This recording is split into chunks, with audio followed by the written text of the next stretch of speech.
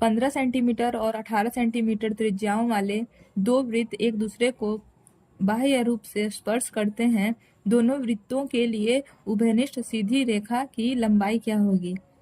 सीधी स्पर्श रेखा की लंबाई क्या होगी? तो यहाँ पर दो वृत्त हैं जो बाह्य रूप से स्पर्श कर रहे हैं और इनकी जो सीधी स्पर्श रेखा है वो क्या होगी, ये हमें बताना है। ठीक है, तो यहाँ पर R1 कितना दिया हुआ है? 15 सेंटीमीटर और ये R2 दिया हुआ है 18 सेंटीमीटर। ठीक है, तो ये जो स्पर्श रेखा होगी, दोनों में जो उभयनिष्ठ है, दोनों में जो कॉमन है, यह स्पर्श रेखा की जो लंबाई होगी वो होगी 2√R1 R2। ठीक है, तो यहाँ पर हम लिखते हैं 2 रूट में R1 कितना है? 15 इंटू 18। ठीक है, तो 18 में तो ये 9 भी है, तो 2√15 इंटू 2 इंटू 9 लिख सकते हैं हम 18 को। तो ये 9 जो है ये इसका रूट करेंगे तो 3 आ जाएगा, 3 2 जा 6 रूट, और ये वाला 30। इस क्वेश्चन का करेक्ट आंसर जो होगा वो होगा 6√30 सेंटीमीटर। तो आप इस फॉर्मूला को अच्छे से लर्न कर लें। दो जीवा ए बी और सी डी आगे बढ़ाने पर वृत्त के बाहर एक बिंदु पी पर मिलते हैं। ए बी और सी डी आगे बढ़ाने पर पी पर मिलते हैं। ए डी वृत्त का व्यास है। ए डी जो है वृत्त का व्यास है, तो यहाँ पर मान लेते हैं इसका सेंटर हो सकता है। अब angle D A P 38 degree है। एंगल डी ए पी ये वाला जो है ये 38 डिग्री है। Angle A P C 30 degree, A P C ये 30 डिग्री है। हमें एंगल सी बी डी पता करना है। एंगल सी बी डी यानी कि ये वाला हमें फाइंड आउट करना है। तो इस फिगर में हम देख सकते हैं कि ये जो ट्रायंगल है इसमें इन दोनों का जो सम होगा वो यहाँ पर आएगा, तो ये कितना आ जाएगा? 68। तो ये वाला 68 आ गया। ठीक है, अब ये 68 आया है, तो इस वाले आर्क से यहाँ पर 68 डिग्री बन रहा है, तो यहाँ पर भी ये कितना बनेगा? 68 डिग्री बनेगा। ठीक है, अब यहाँ पर जो है ये व्यास है वृत्त का, और व्यास से जो परिधि पे कोण बनेगा वो कितना बनेगा? यहाँ पर ये बनेगा 90 डिग्री टोटल, ये वाला 90 डिग्री है, तो 90 डिग्री और ये 68 है, तो 90 डिग्री में से 68 माइनस करेंगे तो कितना हो जाएगा? 2 70 22। तो एंगल सी बी डी जो आएगा ये कितना आएगा? 22 डिग्री। तो इस क्वेश्चन का करेक्ट आंसर होगा 22 डिग्री। तीन व्यक्ति एम एन और पी हैं। वे 150 मीटर लंबे एक वृत्ताकार ट्रैक पर एक ही दिशा में दौड़ रहे हैं। उनकी चालें क्रमशः 20 मीटर पर सेकंड, 15 मीटर पर सेकंड और 12 मीटर पर सेकंड है। यदि वे एक ही समय पर और एक ही बिंदु से दौड़ना शुरू करते हैं तो वे कितने समय बाद पहली बार एक दूसरे को मिलेंगे? उसके लिए इन सभी का टाइम का हमें एलसीएम लेना होगा। इन सभी का टाइम क्या आएगा? डिस्टेंस को स्पीड से डिवाइड कर देंगे तो इनका टाइम आ जाएगा। जैसे 150 को 20 से करेंगे, फिर उसके बाद 150 को 15 से और 150 को 12 से, तो इस तरह से तीनों का टाइम आ जाएगा और उसका हमें एलसीएम निकालना है। तो उसका एलसीएम निकालना है। ठीक है, तो एलसीएम हम निकालते हैं, हम डायरेक्ट करेंगे 150/20, फिर उसके बाद क्या हो जाएगा? 150/15 और यहाँ पर 150/12। ठीक है, तो 150/12 एलसीएम निकालने के लिए क्या करते हैं? जो अंश है उसका एलसीएम और जो हर है उसका एचसीएफ। ठीक है, तो ये 150 का एलसीएम भी 150 ही आएगा और इनका एचसीएफ कितना आएगा? 1 आएगा। तो एलसीएम कितना आ गया? 150, यानी कि 150 सेकंड में ये तीनों आपस से फिर से मिलेंगे। तो इस क्वेश्चन का करेक्ट आंसर जो होगा वो 150 सेकंड होगा।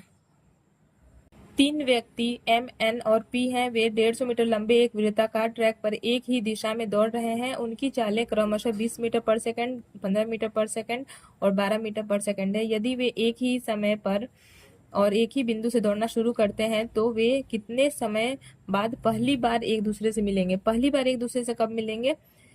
तो उसके ये फाइंड आउट करने के लिए हमें सभी का टाइम पता होना चाहिए और फिर उसका हम एलसीएम लेंगे। तो टाइम पता करने के लिए क्या करना होगा? डिस्टेंस को स्पीड से डिवाइड करते जाना होगा। ठीक है, तो 150 को 20 से डिवाइड किए, 150 को 15 से और 150 को 12 से। ठीक है, अब इसका हमें एलसीएम निकालना है। तो एलसीएम निकालने के लिए क्या करते हैं हम? न्यूमरेटर का एलसीएम और डिनोमिनेटर का एचसीएफ। तो 150 का एलसीएम 150 आएगा और 20, 15 और 12 का एचसीएफ 1 आएगा।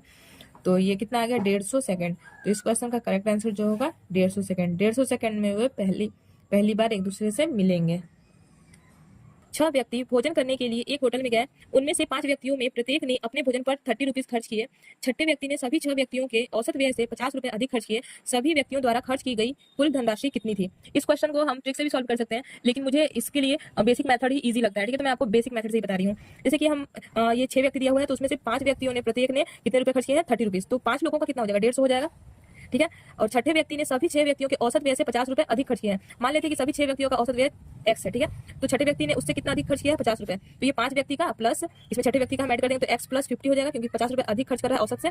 ठीक है, और टोटल कितने लोग हैं? 6 लोग हैं, तो 6x हो जाएगा, क्योंकि एक्स जो है औसत है। ठीक है, अब ये 6x है, इधर x है, तो ये कितना हो जाएगा? 5x, और इधर हो जाएगा 200। ठीक है, ये 200 हो गया, तो 5 से काटेंगे कितना? 40 बार में कट जाएगा। तो x की वैल्यू कितनी आ गई? 40। हमें कुल धनराशि ज्ञात करनी है, तो कुल धनराशि कितनी होगी? ये औसत आ गया, औसत को मल्टीप्लाई करेंगे 6 से, तो आ जाएगा 240। इस क्वेश्चन का जो करेक्ट आंसर होगा वो ऑप्शन बी होगा, 240 रुपए। समबाहु त्रिभुज एबीसी में ओ परिकेंद्र है, डी बीसी का मध्य बिंदु है। त्रिभुज का परिमाप 72 सेंटीमीटर है, तो ओडी की लंबाई ज्ञात करें। ठीक है, तो समबाहु त्रिभुज में जो साइड का रेशियो होता है वो 2√3 होता है, और ये परिवृत्त की जो त्रिज्या होती है वो रेशियो 2 होती है, और अंतर्वृत्त की त्रिज्या होती है रेशियो 1। ठीक है, तो हमें ओडी की लंबाई ज्ञात करनी है, यानी कि रेशियो 1 की वैल्यू बतानी है। और यहाँ पर परिमाप दिया हुआ है, तो परिमाप दिया है तो एक साइड कितना आ जाएगा? 72 को 3 से डिवाइड करेंगे तो आएगा 24। तो 2√3 के बराबर ही 24 दिया हुआ है। 2√3 के बराबर 24, हमें रेशियो 1 का मान बताना है। इंटू 1 कर दिया हमने, ये 2 से जाएगा 12 बार में, 12√3। फिर इसको हम परिमेयकरण करेंगे, तो रेशनलाइज करेंगे, तो ये √3 से कट जाएगा 4 बार में। तो इस क्वेश्चन का करेक्ट आंसर आएगा 4√3, ऑप्शन बी। क्वेश्चन है, यदि x की पावर 4 प्लस 1/x की पावर 4 इज इक्वल टू 196 है, तो x प्लस 1/x क्या होगा, ये हमें बताना है। उसी तरह से दूसरा क्वेश्चन है, अगर x की पावर 4 प्लस 1/x की पावर 4 119 है, तो x माइनस 1/x क्या होगा? यहाँ पर प्लस है और यहाँ पर माइनस है। ठीक है, बाकी क्वेश्चन सेम है। तो अब हम देखते हैं कि इसे किस तरह से सॉल्व करेंगे।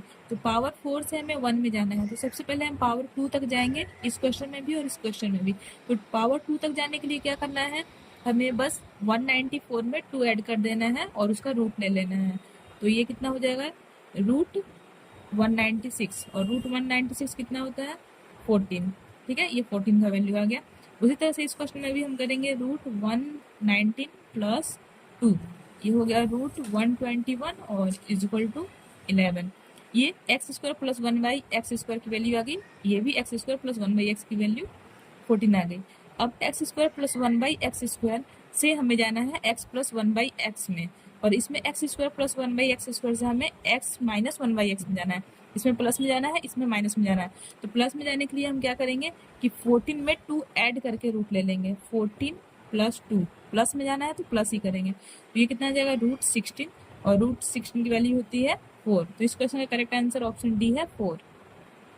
नेक्स्ट, इसमें माइनस में पूछा है, तो हम क्या करेंगे? 11 में 2 माइनस कर देंगे और इसका रूट ले लेंगे, तो ये आएगा √9, और √9 इज इक्वल टू 3। तो इस क्वेश्चन का करेक्ट आंसर हो जाएगा 3।